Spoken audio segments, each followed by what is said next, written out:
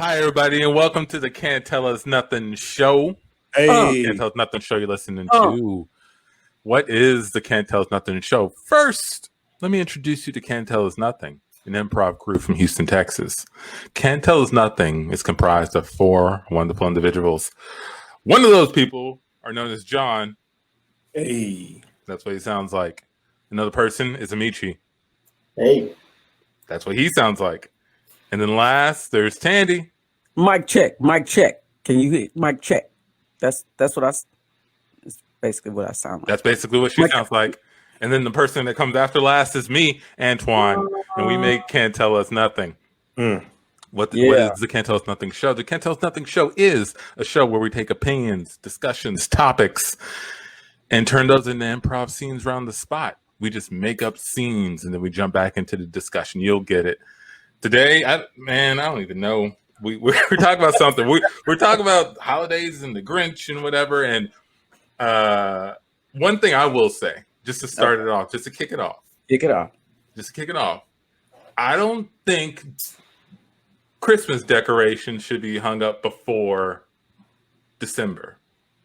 Mm-hmm. I think people get carried away with that stuff. You start hearing Christmas songs in like October or September in stores, and people getting into the Christmas spirit that quick. I think they're wearing it out.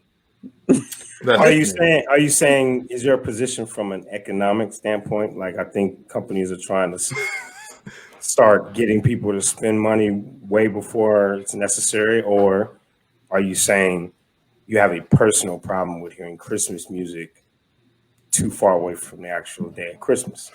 Well, here's the thing.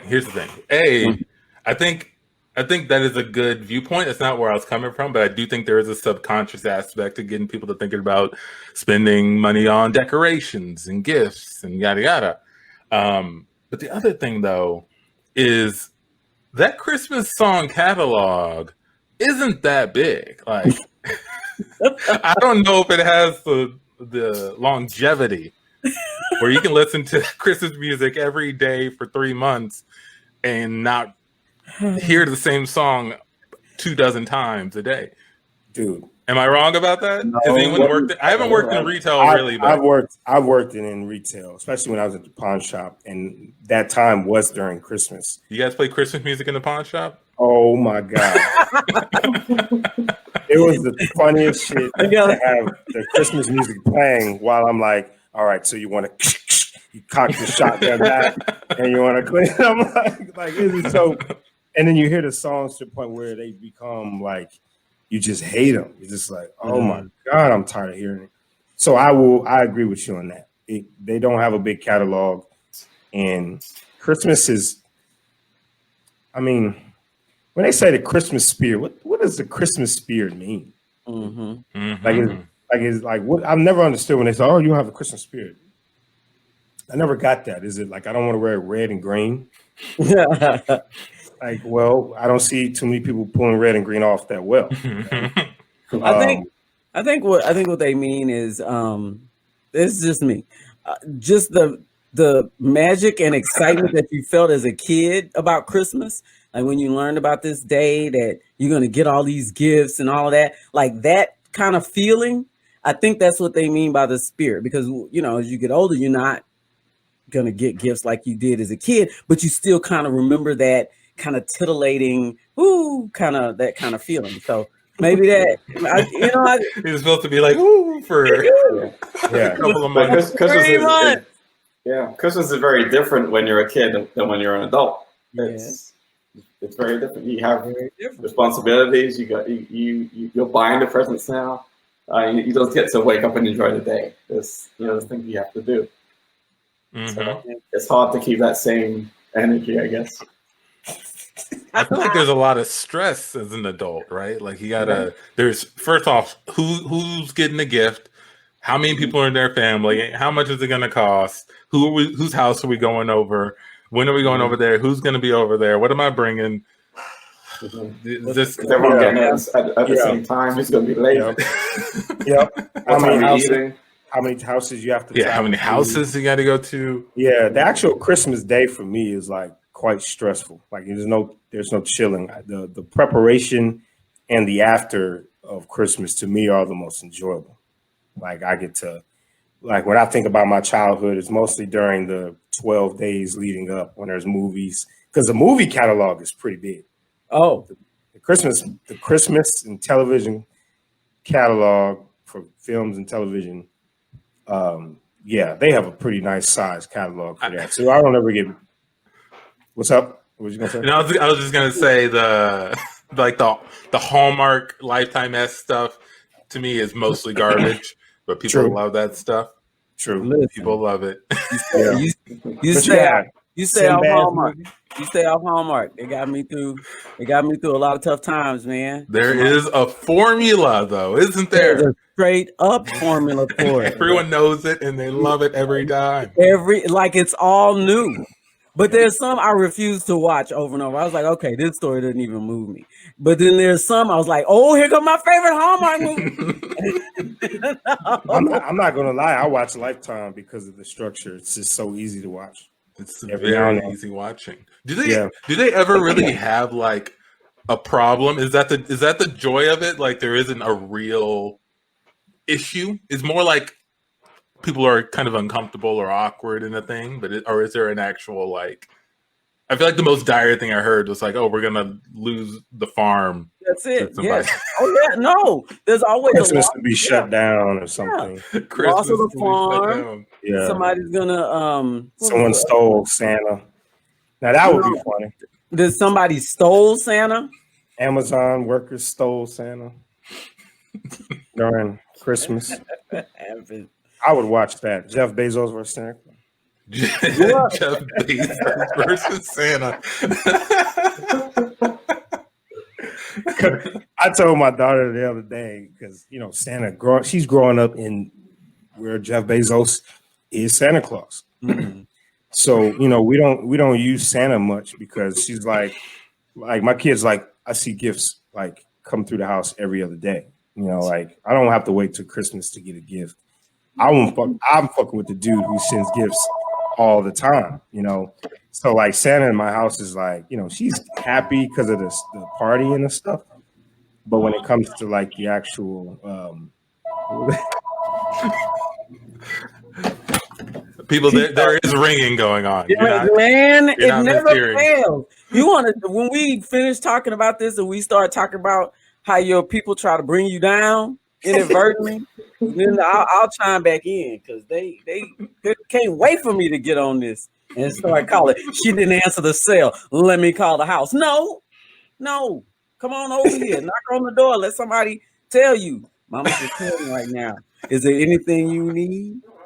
No, I'm sorry. Go on. I'm sorry, No. John. I know I'm all right. Got it. I need Hallmark right now. I need to get away to a fantasy world where everybody in Hallmark world is so nice. I'm sorry, I was still there. Go on. I know we. Do you think they? Speaking of Hallmark, do you think how can you get past the niceness? Like it's like plastic surgery. It's nice. sickly sweet. It's sickly sweet, and the black representation is abysmal, and it's just it's terrible. But it becomes this little fantasy world that you can still kind of lose yourself in because we're used to doing that. Everybody don't have to look like you for you to identify with a story, but you kind of get lost in this story of, oh, look at this thing that's happening, and oh, look at this. Look at how these people met, and look at the conflict, and then look how it's resolved. Yay, another one. So my daughter would ask, "Why you watch these?" I was like, to kind of like to sweeten up my spirit, to make my disposition pleasant and kind for a minute. I'll get into it for that reason. That's pretty much it. We cut to a Hallmark writing room. Guys, I gotta come clean. We've been pushing out this slop for 15 years. I got into this to be creative, to tell stories that really evoke the imagination and what push the envelope. I feel like we're stagnant, guys. Well, we get to be creative and make creative choices here. Yeah. What the last time I saw us creative was to determine what the name of the snowstorm was that kept the character in town. And we all picked the same name for every movie. Yeah, I know. Can't listen. I think you have to approach it a different way. Okay, we may have to use a formula for pretty much how things go, but I mean, we can be creative in our animal choices. Maybe somebody has a pet cat one time. Maybe somebody an iguana. I don't know. We can do those kinds of things. What if the murdered body of Santa was in the main character's basement? All right. And she had to figure out what to do with the body because she looked guilty. And then through some twist of events, in order to keep Santa alive, she cut off his face and put it on her face, right? And that's how she was able to keep Santa alive. What about that? Let's tell that story. Hey, Antoine, our demographic is women between the ages of 25 and 49. Demographic, we keep it on the wall. We look at it every day. That's how we demographic. I think we're insulting the demographic. I think it's like a drip of morphine into their veins. How we push this stuff out. We need to liven them up a little bit. Wake them up. That's what I mean, excuse me. I'm just an intern, but I have an idea that maybe we could use. I am all ears, intern. I'll listen to anything. Yeah, well, first of all, if y'all don't know, my name is Mike. No. I'm Morehouse man. Oh, okay. Hi, Mike. Oh. Well, I'd run the data on you guys all the time, and I realized that 50 Shades of Grey also has the same demographic as Hallmark. Maybe we can get some dominatrix going with Santa. No. Hey, Mike. No. I want to hear this. Mike, the formula is they kiss. We don't know what happens after that. Movie ends. Mike, That's the formula. That's the formula. That's the formula. But let's hear him out. We want to hear what the Morehouse man has to say. What were you thinking? What I was thinking is we have Santa come in. He spends a little time with the cookies. Mama comes downstairs, catches him. Can we turn off the phones in the writing room, please? They're off. This is a creative space. They're off. Okay. Ooh, I was already getting hot. Sorry. I mean, you guys can take that. I'm just an intern. I got all that. So now that we got our little break in, we go back to the cookies. Santa's eating the cookies, selectively. But he doesn't have anything under his red garment. It's like he's been here before, like he's going around to all the houses. The next morning, we see a smile on mommy's face. We all know why she has a smile, but the family doesn't. We cut to a focus group of women in that demographic after they've seen the demo of that story. All right, ladies. That is one that we're thinking about bringing to the Hallmark After Dark series. And we'd love to get some of your insight on and your thoughts on the story. How about you, man? Yeah, that wasn't a typical Hallmark movie. You're exactly right. What's your name? Gladys? I'm here all the time. I do a lot of these, and I've never seen one like that before. Gotcha. Yeah, no, you're exactly right. We are trying something new, a different direction for a select audience. But what were your thoughts? Was that good? Was that bad? How do you feel about a new story? I mean, I liked it, but maybe a little tame. What? Tame? What do you mean? What part seemed tame to you? The love scenes or a little like fog. What looked from outside. It was like, you couldn't see all the way through the windows properly. The snow fog, yeah.